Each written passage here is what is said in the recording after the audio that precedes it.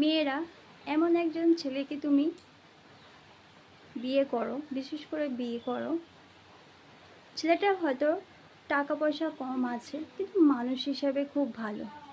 সে অ্যারেঞ্জই হোক আর লাভই হোক, মানুষ হিসেবে খুব ভালো।